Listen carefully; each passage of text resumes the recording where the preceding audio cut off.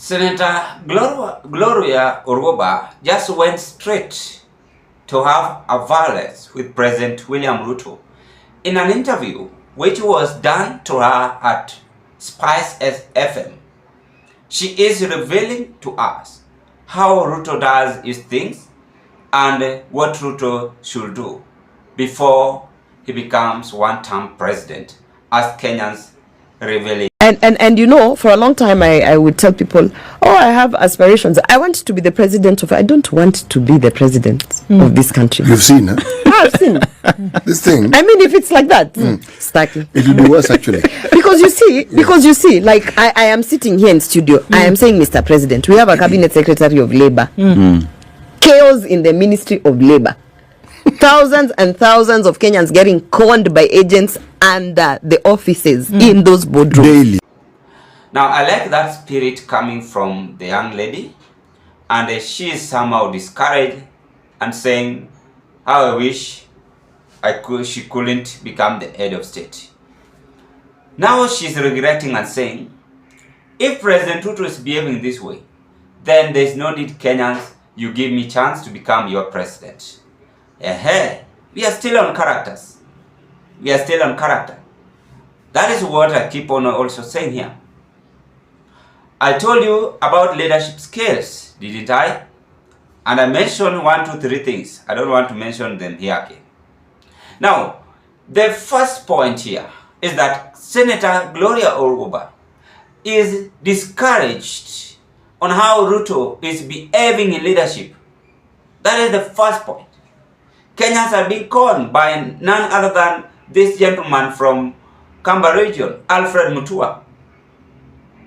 And is so much greedy, aggressive, if being corrected.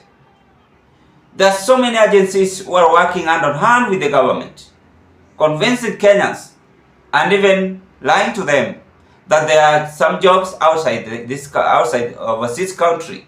Go and work there. I told you Kenyans, yesterday even Sonko said it. I told you nyinyi wa Kenya pia mwache hii upumbavu ya shortcut. Kama unataka kuenda nje, wacheni wachanewe. Kuwa na bank statement 1 million, enda nje vile utakuwa. I'm telling you for free. Go ujinganganie. Wachana na mambo ya siji agencies, siji nini. Sisi tumepitia hayo, tumewajua. Again, kama unataka kuenda nje, enda na masomo, utaenda nje. Tafuta job, utaenda nje. Mambo ni mingi ya kuenda nayo nje. If you want, because wachana na mambo ya Alfred Mutua ati kazi iko. Ukifika huko umerambwa. Survive on your own. No one will come to rescue you. And you will never get someone giving you all these advices. But thank God Kenya is a safe country. We have so many social media. And that is the message Senator ORWOBA is also giving out to youth outside here. Because you trust Ruto so much, you trust Alfred Mutua so much, at the end, done. The issue of finance bill, Kenyans went to the street, no one is even bothered. Yesterday I heard my friend Idinyolo saying that they are building roads using NSF and NSF money to build roads. So it means that instead of us coming together with a social conclusion, Ruto decided to give us his shoulder by saying, wacha waongee. I don't care. Mimi nimefika maisha. Umefika. There are there are some people who are ahead of you. They are nowhere to be seen. So leadership is all permanent. It's not permanent. Everything in this world is not permanent. But what I keep on telling you here, the legacy. The legacy which I expect Ruto to leave behind.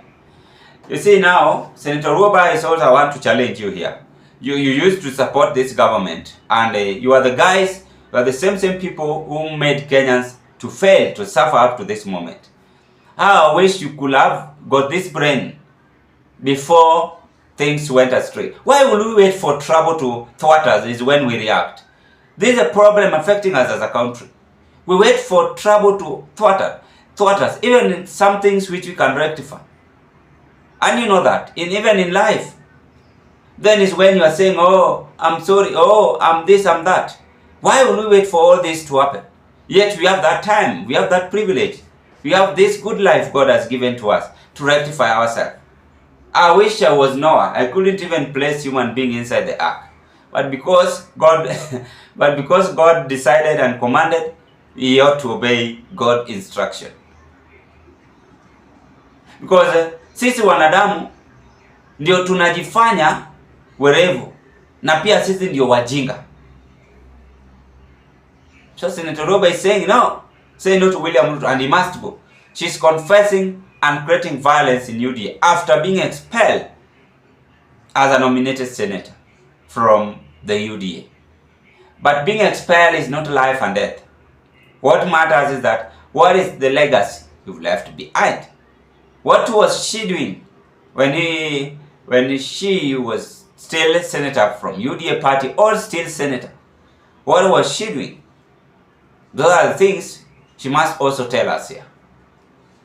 So, as much as she is exposing the government, it means that any person in this government knows how they operate.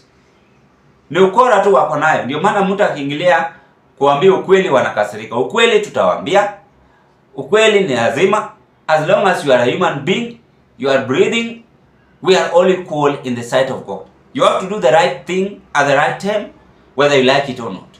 And that is what we must take on a serious note. Kenyans, you are having future on your hand. Don't say Zion Kenya TV did not tell you.